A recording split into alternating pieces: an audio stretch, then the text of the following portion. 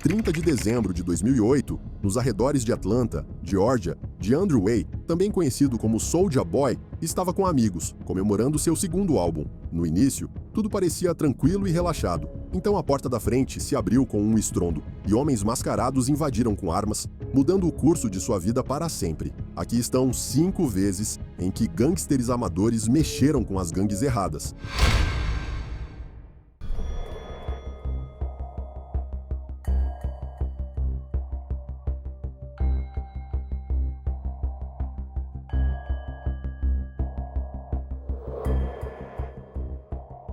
Em 4 de setembro de 2012, em Englewood, Chicago, Joseph Coleman, conhecido nas ruas como Lil Jojo, subiu na garupa da bicicleta de um amigo, passeando pela rua 69 com a Princeton. Horas antes, ele estava online causando problemas. Agora as coisas estavam prestes a ficar muito ruins. Ele era apenas um jovem de 18 anos, abatido em uma rixa que foi muito além da música. Muito antes da rixa, Joseph Coleman nasceu em Chicago em 6 de abril de 1994, filho de sua mãe, Robin Wilson. O nome de seu pai nunca foi divulgado, mas o que se sabe é que ele foi preso por 13 anos por uma acusação de tentativa de homicídio, deixando Robin para criar Joseph praticamente sozinha. A família morava perto da Rua 69, com a Avenida Parnell, no coração de Englewood, um bairro onde se dizia que as gangues moldavam a vida cotidiana. Não foi surpresa que ele se aproximou dos Gangster Disciples, especificamente da facção Brick Squad, o que o colocou no lado oposto dos Black Disciples. Por décadas, esses dois grupos estiveram travados em uma guerra violenta por todo o lado sul de Chicago. E, no entanto, Jojo não apenas herdou essa rivalidade, ele a alimentou ativamente. Em 2012, a música drill de Chicago estava explodindo no cenário nacional. Chief Keef e sua equipe, a 300, eram alinhados com os Black Disciples, e suas letras cruas sobre a vida nas ruas os tornaram o rosto do drill. Jojo, ainda um rapper em ascensão, queria o mesmo destaque, mas em vez de esperar por seu próprio espaço, ele decidiu atacar diretamente o maior nome da cidade. Naquele verão, Jojo lançou 300K, uma faixa onde ele se declarou abertamente um assassino de Black Disciples. Esta faixa não era apenas uma provocação, era um desejo de morte. E em Chicago, autodenominar-se BDK não era apenas bravata de rap. Era um desafio direto a uma gangue inteira conhecida pela violência implacável. Jojo foi ainda mais longe, provocando Chief Keef, Lil Reese e Lil Durk, zombando de suas afiliações com os Black Disciples. Embora Keef não fosse um manda-chuva na política deles, sua crescente carreira musical o colocou em destaque. De repente, o que era uma rivalidade de rua entre os BDs e os GDs estava transbordando para o público. Jojo não estava atacando apenas o O-Block.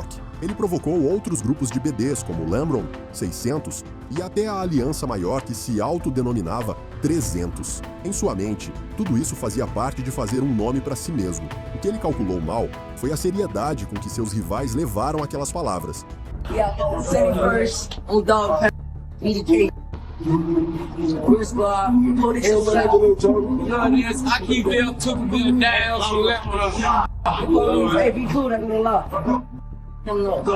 Nas redes sociais, Jojo dobrou a aposta. Ele exibia armas na câmera, postava vídeos com sua equipe gritando BDK e marcava rappers rivais diretamente. Para seus fãs, ele parecia um adolescente destemido enfrentando gigantes. Enquanto isso, os Black Disciples não viam isso como rap, eles viam como guerra. Setembro de 2012, a tensão atingiu o limite. Naquela noite, Jojo estava andando na bicicleta de um amigo por seu bairro quando um carro parou ao seu lado. Testemunhas disseram que tiros soaram, atingindo-o várias vezes. Ele desabou na rua, sangrando até a morte. Quando os paramédicos chegaram, já era tarde demais. O aspirante a rapper que tentou surfar na onda da cultura de gangues se foi. Who do you think is responsible for your son's death? Chief Keef. Himself pulled the trigger? I don't believe himself pulled the trigger. I believe he paid somebody to do it. Em poucas horas, a especulação explodiu online. Muitos apontaram o dedo para o grupo de Chief Keef, dada a intensidade das provocações de Jojo. O que piorou foi a reação de Chief Keef, que riu da morte de Jojo no Twitter escrevendo "É triste por quê?", seguido por emojis de risada. Lil Reese também zombou dele, alimentando ainda mais a crença de que as provocações de Jojo finalmente o alcançaram. A polícia mais tarde investigou as ligações entre a morte de Jojo e a guerra de gangues, entre os GDs e os BDs. mas ninguém jamais foi condenado. No ciclo interminável de retaliação de Chicago, seu assassinato foi apenas mais um ponto no placar. Após sua morte, sua família insistiu que Jojo era mais do que apenas um rapper de rua, que ele tinha sonhos e talentos que iam além do drama das gangues. E de muitas maneiras, eles estavam certos. Mas no mundo implacável do drill de Chicago, a tentativa de Jojo de bancar o gangster teve consequências das quais ele não pôde escapar. No final, Lil Jojo não foi morto porque era o gangster mais durão de Chicago. Ele foi morto porque fingiu ser um contra a equipe errada. E em uma cidade onde os rancores de gangue são profundos, esse era um jogo que ele não podia vencer.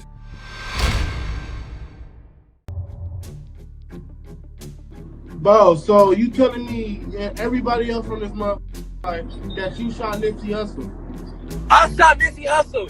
Guys still make money. I shot Nipsey Hussle. Come get me. I shot him. We told you. You laughing at him. Stop laughing at They him. already didn't tell him to stop. Bro.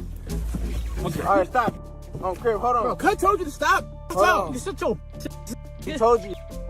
Em 7 de março de 2024, a polícia invadiu uma casa em Lakewood com a equipe da SWAT. Quando a poeira baixou, eles saíram com DiBio Gaston algemado. As acusações eram pesadas: roubo à mão armada, sequestro e mais. Mas, honestamente, aquela batida foi apenas a lei o alcançando. Muito antes de os policiais intervirem, Gaston estava jogando um jogo perigoso, agindo como durão online, provocando gangues de verdade e entrando em círculos que não o viam como um dos seus.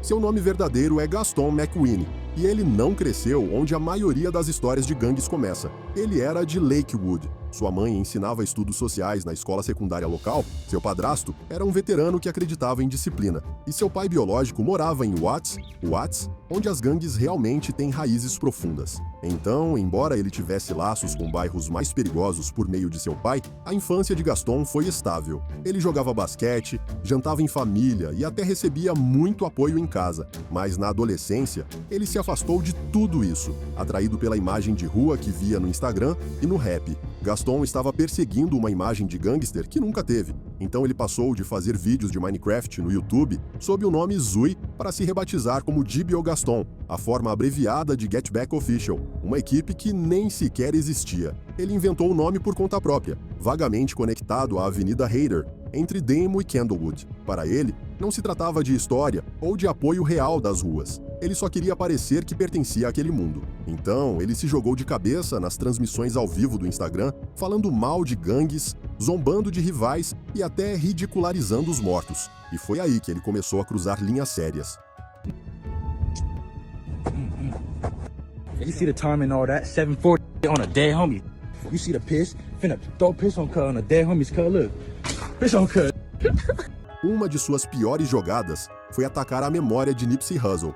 Em 2022, Gaston postou vídeos e fotos das coisas que ele fez no túmulo de Nipsey. Para muitas pessoas, especialmente os Rolling 60 Crips, isso não foi apenas desrespeitoso, foi além do perdão. Nipsey era uma figura da comunidade, e desrespeitá-lo significava desrespeitar um legado inteiro.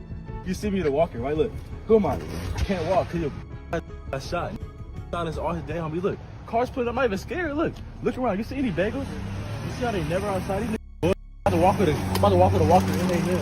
Mas Gaston não parou em Nipsey. Ele provocou equipes de Long Beach, Compton e Watts, atacando nomes como os East Side Black Bandits, zombando de seus mortos e até ridicularizando um cara em uma cadeira de rodas na câmera. Ele mirou nos Bounty Hunters, nos Grape Streets e em outros grupos com reputações reais. Ele queimava camisetas de membros caídos, cuspia nelas ao vivo e marcava rivais pelo nome. Online, ele não se limitou a gangues. Ele mirou em figuras públicas como Adam 22, do No Jumper e Wack 100, chegando a aparecer em seus escritórios para urinar na porta em busca de fama. Sua principal rixa, no entanto, era com Block Boy de Mapu, em Compton. As coisas ficaram sérias quando Block Boy foi baleado em Lakewood, e Gaston entrou ao vivo depois, rindo sobre isso com associados como ABZ, dos Brick Boys, e Treyway dos Hoovers. Ele se gabou de fazer parte disso, até admitiu em uma transmissão que ele mesmo atirou, embora tenha errado. Para ele, era conteúdo. Para todos os outros, era ir longe demais. O problema era que Gaston pensava que as alianças o protegeriam. Ele tentou se aliar aos Hoovers, porque eles também não se davam bem com Block Boy, e ele se apoiou em subgrupos de North Side Long Beach, como os Brick Boys. Mas os Brick Boys não estavam realmente com ele. Então, um dia, eles o atraíram para um carro como se estivessem de boa e depois se viraram contra ele. Ele mal escapou do que mais tarde chamou de uma armação, mas isso mostrou que ele nunca estava seguro, mesmo perto de pessoas que ele pensava serem aliadas. Outra vez, os Crips o pegaram em público e o pressionaram na câmera. O vídeo viralizou, provando mais uma vez que ele era apenas um aspirante. Be on side, G. Throw a G on it. Talking about we're the same. McQueen, Montclair on me badly. On a fly in this city. Lakewood and all that. I'm a Crip. Ele piorou as coisas, mudando de lado constantemente, alegando ser dos Bloods alguns dias e outros dias ser um Crip, ou estar ligado a outros grupos, o que o fez parecer falso, e ambos os lados pararam de respeitá-lo. Enquanto isso, os rumores sobre sua vida pessoal começaram a se acumular. Acusações sobre seu envolvimento com menores de idade, histórias sobre ele estar em uma ala psiquiátrica e pessoas online o chamando de fraude. Além disso, seu histórico legal se estendia por anos com roubo, falsificação, roubo de carro, drogas e assalto à mão armada. Agora, em vez de se tornar um rapper temido que reivindicava quarteirões e zombava de inimigos, ele construiu uma lista de pessoas que queriam confrontá-lo. Em 2024, as ruas não eram mais seu único problema. A lei tinha uma longa lista de acusações esperando por ele, e aquela batida em Lakewood levou tudo ao clímax. Mas olhando para sua história, não era apenas sobre crime, era sobre alguém que tentou bancar o gangster sem as raízes ou o apoio, pensando que a internet o protegeria. Em vez disso, apenas o tornou mais fácil de encontrar. A-Rap passed me the pistol. Bam, I look through the door. I see like 3 running through the crib. All black, mask on, running through the crib. 30 de dezembro de 2008, em Atlanta, Geórgia, nos arredores da cidade, DeAndre Way estava com amigos, comemorando o lançamento de seu segundo álbum. No entanto, um grupo de homens invadiu a porta, disparando tiros e mudando a cena da pior maneira imaginável. Os intrusos não eram ladrões aleatórios. Eles vieram com uma intenção. Eles gritaram para que todos se abaixassem, apontando armas e exigindo dinheiro, joias e celulares, deixando claro que vieram para mais do que apenas um susto. Um carregava uma espingarda, outro brandia uma pistola, e eles pressionaram os convidados contra o chão. Soulja Boy escapou, encontrou uma arma que havia escondido e voltou atirando. Walk up to this, take his mask off his head, looked at it, saw who it was. I'm like, damn. Shot his ass again. Bow! He screaming. Segundo seu próprio relato, um homem foi atingido várias vezes antes que os outros fugissem. Para muitos, foi chocante imaginar o adolescente por trás de Crank That em um tiroteio dentro de sua própria sala de estar. No entanto, a invasão não aconteceu isoladamente. Estava ligada à forma como Soulja Boy vinha se apresentando desde que estourou um ano antes. DeAndre cresceu em Batesville, Mississippi, uma cidade pequena sem o tipo de estrutura de gangues encontrada em cidades maiores. Crank That se tornou um sucesso viral em 2007, espalhando-se pelo MySpace e YouTube, tornando um dos primeiros rappers a surfar a fama da internet diretamente para as paradas de sucesso. Da noite para o dia, ele ficou rico e amplamente reconhecido. Esse sucesso também trouxe novas expectativas. No rap, a imagem importa. Para alguns ouvintes, Soulja Boy era muito brincalhão, muito limpo, não conectado o suficiente com as histórias mais pesadas que davam peso à música de outros artistas. Todos esses comentários o fizeram tentar mudar de marcha. Ele começou construindo a SODMG, abreviação de Stacks on Deck Money Gang, apresentando-a como uma gravadora e uma equipe. A mudança não passou despercebida em Atlanta, para onde ele se mudou após seu sucesso. A cidade tinha grupos estabelecidos de Bloods e Crips, juntamente com outras equipes com laços profundos com as ruas. Os locais assistiram a um adolescente do Mississippi reivindicar ser de uma gangue, através de um selo musical, e ostentar riqueza sem o apoio de afiliações reais. Blood, I remember the Blood gang, you know what I'm saying? And I was in Atlanta, I was running hooping around. I've been gangbanging since I was 11 years old.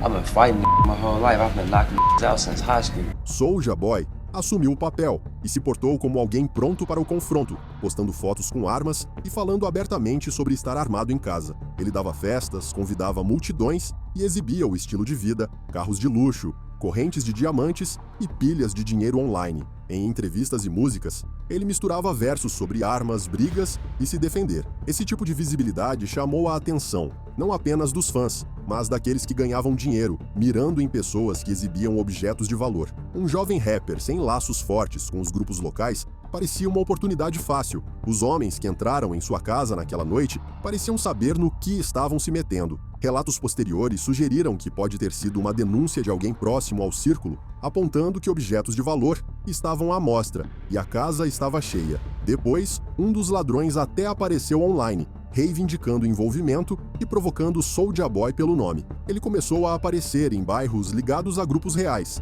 às vezes filmando ou tirando fotos para mostrar que tinha respeito nos quarteirões. Vídeos circularam dele, cercado por moradores locais, apresentando-se como se pertencesse ali. Mas essas viagens, muitas vezes, terminavam com ele sendo pressionado. You know, be dying, these niggas Usual. you know what I'm saying? Usual troll Always. and I want Soulja Boy to shut the up and stop taunting it. Em alguns clipes, homens questionavam sua autenticidade, chamando-o de impostor. Ele sentia que ser visto naqueles quarteirões era uma forma de rebater os críticos que o chamavam de fraco. Para outros, isso apenas ressaltava a lacuna entre a imagem que ele projetava e a realidade de onde ele veio. Em vez de garantir credibilidade, às vezes o deixava exposto ao ridículo ou pior.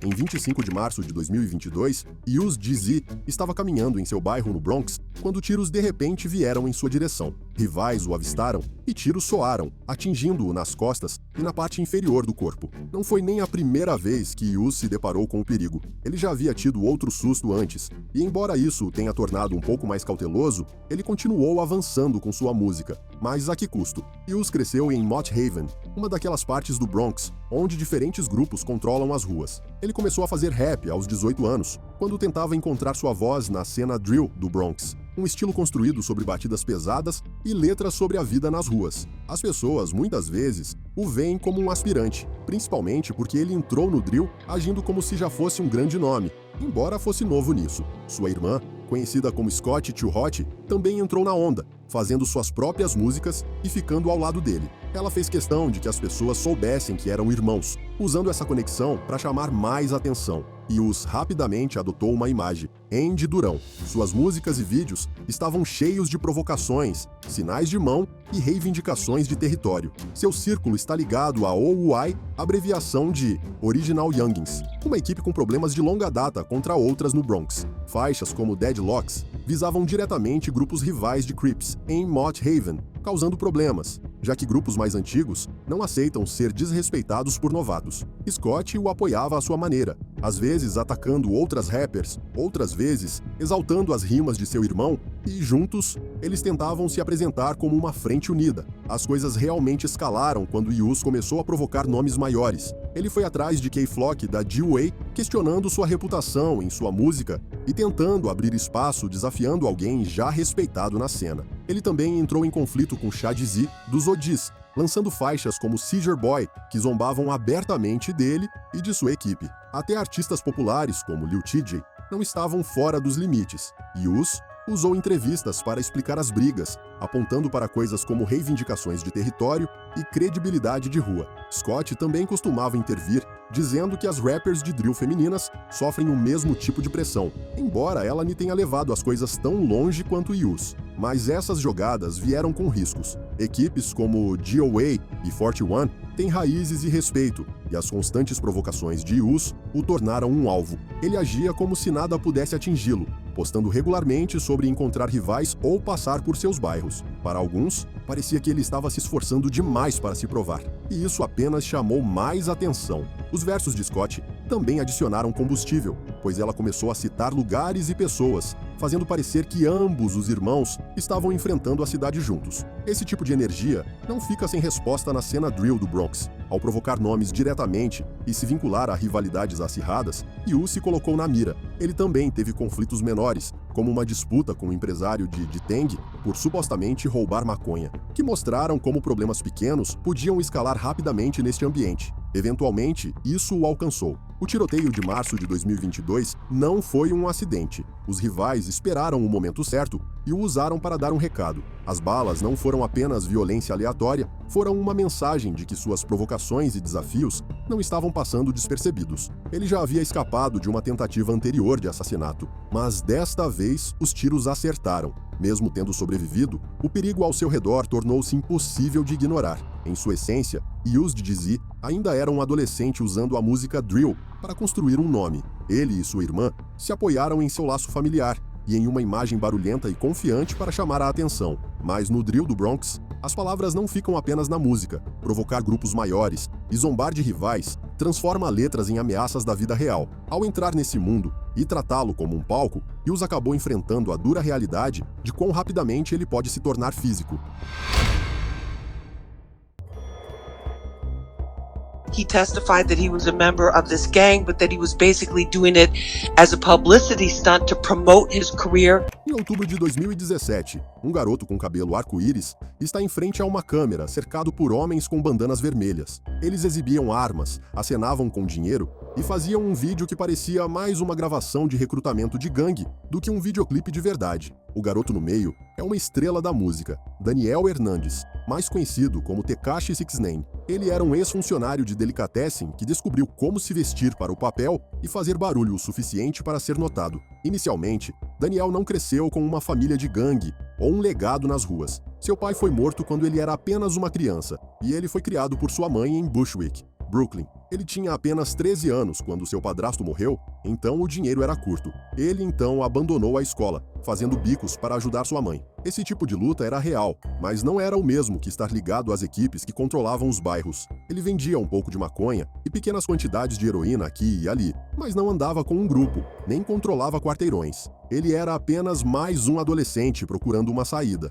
Em 2014, ele começou a experimentar com música. Suas primeiras canções não eram de rap gangster, eram apenas faixas altas e estranhas que se inspiravam em animes e na cultura da internet. Então, ele começou a se expor, mas nada naqueles primórdios sugeria que um dia ele se autodenominaria a coisa mais quente de Nova York. Essa mudança veio quando ele decidiu virar a chave em sua imagem. Por volta de 2017, Daniel se reinventou e fez do cabelo arco-íris, da tatuagem gigante 69 em seu corpo e dos grills sua persona. Ele não estava mais apenas fazendo rap, ele estava interpretando um papel e foi projetado para chamar a atenção na era das redes sociais. Mas faltava uma peça. No rap, especialmente nas cenas de drill e de rua, uma imagem só funciona se as pessoas acreditarem que ela está enraizada na vida real. E é aí que os Name Trey Gangsta Bloods entraram. Tekashi só se associou a eles para o que era basicamente um acordo de negócios. Eles lhe deram um pano de fundo de autenticidade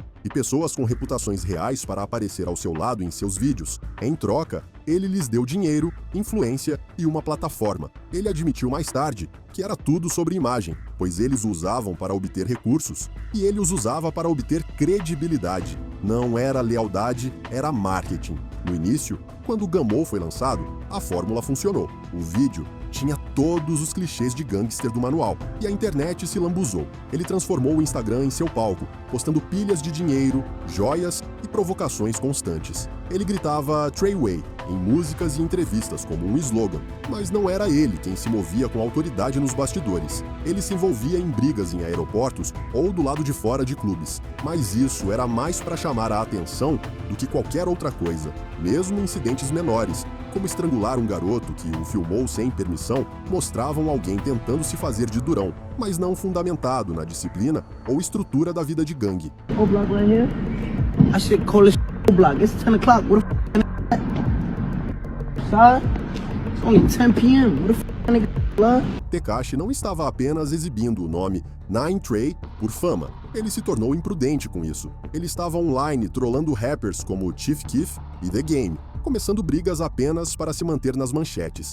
Mas em 2018, o drama saiu do Instagram e foi para as ruas. Tekashi pagou $20 mil ao membro da Nine Trey, Quintea Kudabi McKenzie, para atirar em Chief Keef do lado de fora do Hotel W de Manhattan. Ninguém foi atingido, mas provou que Tekashi não estava mais apenas jogando jogos online, ele estava financiando violência real. Então veio abril de 2018, quando Tekashi, Shot e outros membros da Nine Trey roubaram um rival que eles pensavam estar ligado à Rap A Lot Record. Tekashi até filmou como se fosse conteúdo para um videoclipe, só que não era encenado. Eles haviam cometido um crime. Enquanto isso, ele ficou no carro como vigia, enquanto sua equipe brandia armas. Tekashi tentou cortar os laços com a Nine Trey, já que estava farto, e eles o estavam explorando financeiramente, então ele anunciou que estava demitindo toda a sua equipe, incluindo sua gerência afiliada à Nine Trey, culpando a má gestão financeira. Como todos sabemos, você não simplesmente demite uma gangue. Sua atitude provocou pessoas como o Anthony Harvey Ellison, que já tinha problemas com ele porque, em julho, Ellison e Algermaya Nuke Mac haviam sequestrado e roubado Tekashi, informando-o claramente que ele não estava tão seguro quanto pensava. I've been covering the Tekashi 6ix9ine case. Tekashi has finished his testimony, and whether or not he is going to be given leniency with his sentencing remains to be seen. It's a big deal because he's looking at 47 years to life in prison. Tekashi subestimou a realidade do mundo das gangues. Em vez de parecer autêntico, isso o tornou um problema e um alvo. Mais tarde, naquele ano, todo o jogo desmoronou, quando Tekashi foi preso por acusações de extorsão, armas e drogas, enfrentando até 47 anos de prisão. Mas o que ele fez? Ele virou a casaca e cooperou com as autoridades. Em 2019, 6ix9ine depôs por 3 dias contra sua antiga gangue, revelando a estrutura da gangue, brigas internas e atividades ilegais. Ele citou nomes, descreveu rituais de gangue e até ligou rappers a grupos dos Bloods. Ele admitiu que só usou a gangue para videoclipes, proteção e credibilidade, enquanto eles o usavam como um caixa eletrônico. Seu testemunho foi o que ajudou a prendê-los, mas o marcou para sempre como um dedo duro e o tornou um alvo em certos círculos. Após seu depoimento no tribunal, seu advogado reclamou que ele vinha recebendo ameaças de morte e precisava ser mantido em segurança. Em março de 2023, Tekashi foi agredido em uma academia, LA Fitness, em Lake Worth, Flórida, onde 3 homens o confrontaram e o espancaram, resultando em ferimentos que exigiram hospitalização. O incidente foi gravado e amplamente compartilhado online. Após o incidente, 6ix9ine falou sobre o ataque, enfatizando seu desejo de viver uma vida normal sem segurança, o que contribuiu para sua vulnerabilidade durante a agressão. Em agosto de 2025, a amiga próxima de Tekashi, Ariela La Langosta Mejia Polanco, morreu em seu carro. Investigações revelaram que foi um ataque direcionado, relembrando o fato de que ela já foi sequestrada durante a briga da Nine Trey com Tekashi e ela testemunhou contra membros da Nine Trey, um movimento perigoso que a colocou na mira deles. Quando a performance se transformou em crime na vida real, ele não teve estômago para continuar interpretando o papel. Em vez disso, ele correu direto para a proteção federal quando as luzes se apagaram.